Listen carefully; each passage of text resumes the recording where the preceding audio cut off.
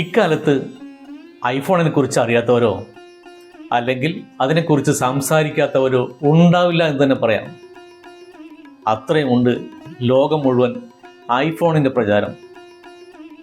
SB views and റിവ്യൂസിൻ്റെ മറ്റൊരു video എപ്പിസോഡിലേക്ക് എല്ലാവർക്കും സ്വാഗതം. ഈ ചാനൽ ഇതുവരെ സബ്സ്ക്രൈബ് ചെയ്തിട്ടില്ലെങ്കിൽ ഒന്ന് സബ്സ്ക്രൈബ് ചെയ്ത് ലൈക്ക് ബട്ടൺ കൂടി ഒന്ന് പ്രസ് ചെയ്തേക്കണേ. 2007 ആണ് ആദ്യമായി ഐഫോൺ ആപ്പിൾ ഇൻകോർപ്പറേറ്റഡ് എന്ന കമ്പനി പുറത്തിറക്കുന്നത്.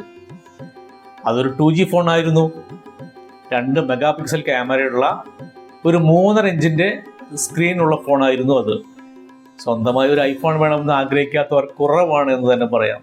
ഇന്ന് ഇതൊരു സ്റ്റാറ്റസ് സിമ്പിൾ കൂടിയായി മാറിയിട്ടുണ്ട്. എന്നാൽ ഐഫോൺ എന്ന പേര് എങ്ങനെ വന്നു എന്ന് എപ്പോഴെങ്കിലും ചിന്തിച്ചിട്ടുണ്ടോ?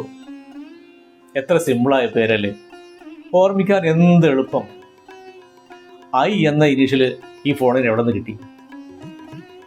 ആദ്യമായി ഐ എന്ന അക്ഷരമുള്ള പ്രോഡക്റ്റ് ഐമാക് ആയിരുന്നു.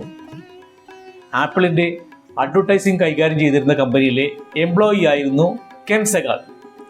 അദ്ദേഹമായിരുന്നു ആപ്പിളിൻ്റെ പ്രോഡക്റ്റിന് ഐമാക് എന്ന പേര് ആദ്യമായി നിർദ്ദേശിച്ചത്.